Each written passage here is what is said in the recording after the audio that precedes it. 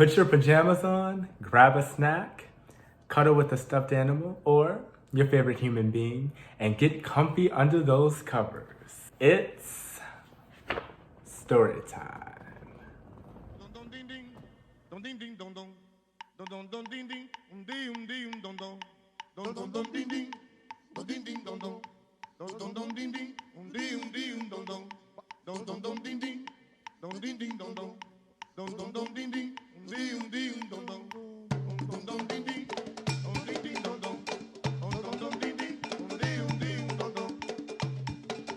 The symbol of love, gold, marriage, and the patron of river waters. She is also the protector of the arts, especially in dance. Her colors are white and yellow. Her number is 5. This is Oshún, one of the most beloved Yoruba deities. She holds the key to love, success, and pregnancy, life itself. Representing youth, femininity, and sexuality, Oshún is the youngest of the Orisha. The story goes that when Oludumare finished creating the earth, there was something missing, a missing part, a missing link, something he left out. It was the essence of life, the thing that made life worth living, sweetness and love, both qualities that are expressed through the Orisha Oshún. Seductive and sensual by nature, Oshún is the ruler of all river waters, specifically fresh flowing river water. Just like fresh water, she's lively, vivacious, and refreshing. Whether it be her seductive laugh, hip swaying dancing, or honey flavored lips, she emanates eroticism. Before we continue with this episode, I do want to take the time to say, welcome back.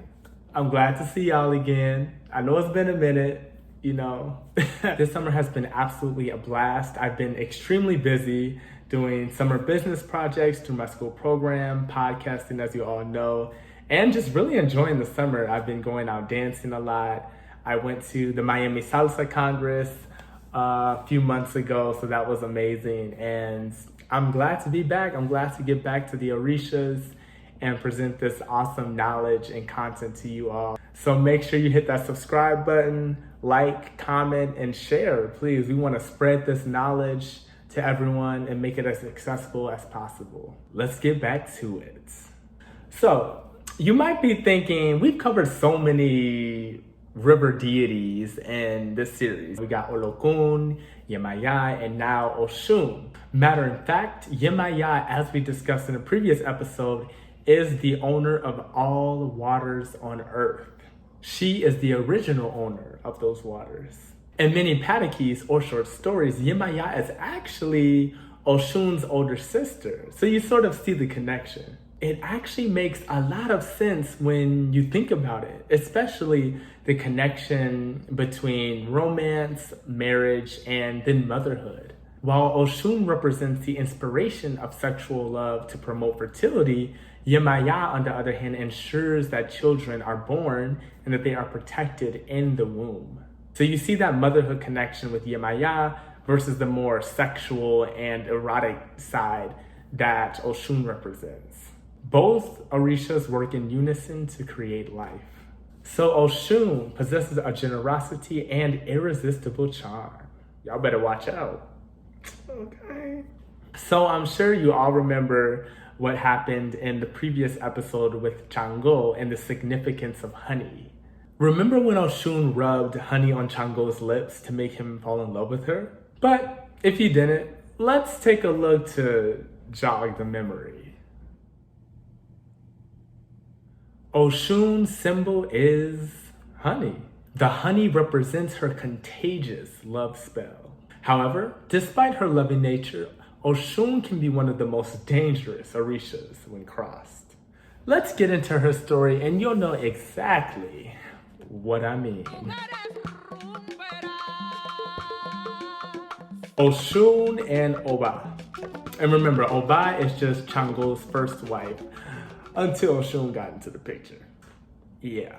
While Changó continued to lead his frantic life of never-ending pleasures, the faithful Oba languished in her palace, virtually abandoned by her husband. But Oshún, whose passion for the god of fire and lightning grew each day, begrudged Oba her rightful status as Changó's wife. Consumed by jealousy, Oshún conceived of a plan to drive Changó away from Oba's house. Changó still returned at night to sleep with his wife, and even though he seldom made love to her, and Oshún knew it, the mere thought of Changó lying next to Oba drove her wild with rage. In order to put her nefarious plan into execution, Oshún pretended to make friends with Oba. She had been careful to hide her illicit relations with Changó, and Oba was unaware that her new friend was in reality one of her strongest rivals for her husband's affection. As this false friendship grew stronger, Oba confided to Oshún her problems with Changó and her desire to regain his love. Girl, that was the first mistake. Nothing could be simpler, dear friend, said Oshún, placing a graceful arm around the unsuspecting Oba's shoulder. You know how much Changó loves food, and after all, everyone says that the way to a man's heart is through his stomach. They're right. I can't lie. I can't argue with that.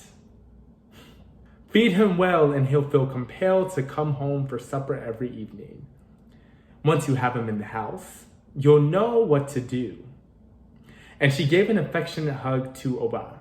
But Oshún, cried Oba, I'm not a very good cook. Neither do I have any of the supernatural powers Olofi endowed you with. How can I cook for Changó and expect him to come home every night? Oshún smiled and lowered her eyes modestly. But through her long eyelashes, she watched Oba with the same ferocious concentration of a panther ready to jump its prey. It pleased her to know that Oba was suffering, but she wanted her to suffer more. Oba, she said finally, I have never revealed to anyone any of my culinary secrets. But since you are my very best friend, I'm going to share one with you. Haven't you ever noticed how low I wear my headdress, making sure the cloth covers my ears? And she adjusted the twisted turban worn by Yoruba women of high rank. Oba stared at her curiously. No, my friend, she answered innocently. I never really noticed. And anyway, your headdresses are always so beautiful. One hardly notices how they are worn. Oshún's smile deepened. Well, there's a reason for it, she said, lowering her voice to a whisper. You see, I haven't gotten any ears. I cut them off long ago to add them as a secret ingredient to my food. For some strange reason, they act as an aphrodisiac. Men go wild with passion for the women who feed them their ears. The innocent Oba gasped with horror. Oshún, my dear, I never imagined, she cried. Remove your headdress. Let me see what you look like without it. But Oshún moved quickly away from her and shook her head. No, my friend, she said, only my lovers can see me without my headdress. But as you well know, I have plenty of lovers, so having no ears has not detracted from my beauty. If anything, the unusual look makes me even more enticing. Oba was well aware of men's fatal fascination for the beautiful Oshún, and since she had no reason to doubt her honesty, she readily believed the malicious lie. Are you sure that feeding Changó my ears will bring him back to me? She asked her false friend. What if it doesn't work for me? Oshún laughed. Of course it will work for you, she said. I will tell you it's a most secret ingredient.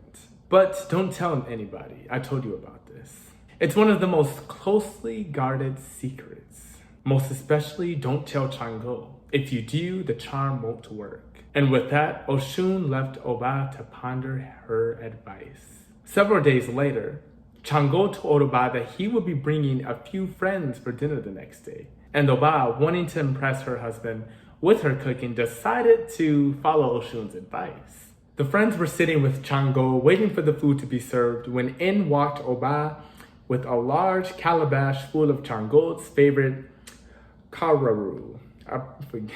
Forgive my pronunciation because I probably slaughtered that.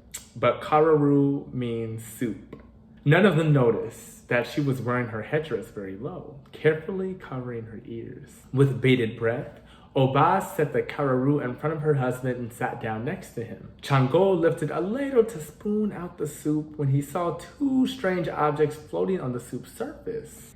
He leaned forward to take a closer look and suddenly grimaced in disgust. He had recognized the floating objects as two neatly severed human ears. He turned at once to his wife with a look of horror on his face. "Oba, what have you done?" he cried. Oba, terrified by the look on her husband's face and the ominous tone of his voice, shrank away from him and covered her face with her hands. Changó's friend, sensing a marital dispute was in the air, left the room without a word. Changó, fearing the worst, leaped from his seat and tore the headdress from his wife's head.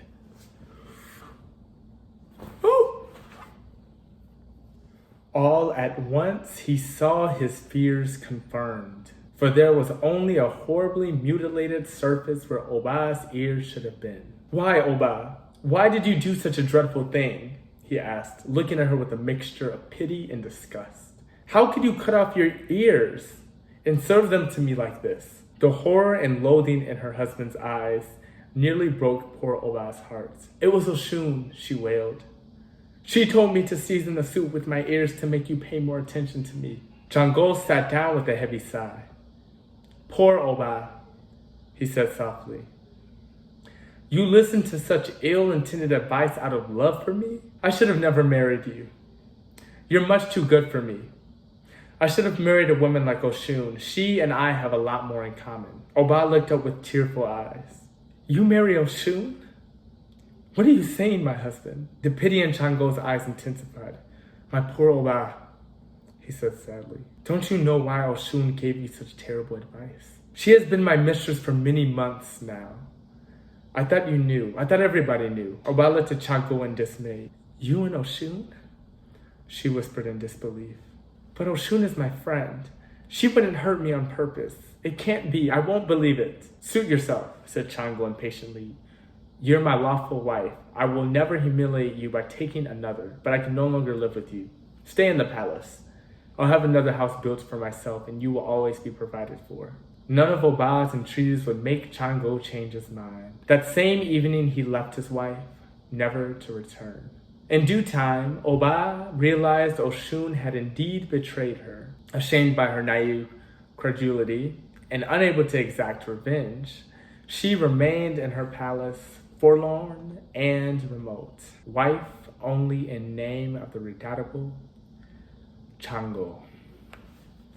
I actually want to show you all this image of Oshún. I think it's a very interesting depiction of her.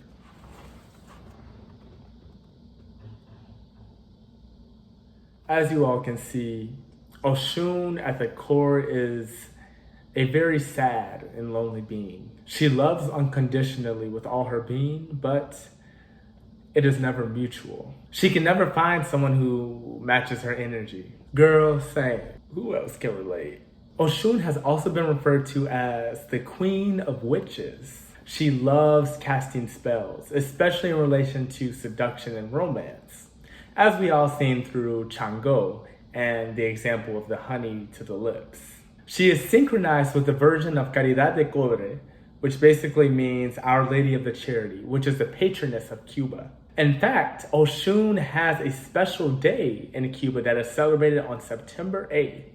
It's a huge feast and celebration, which is actually 5 days before my birthday.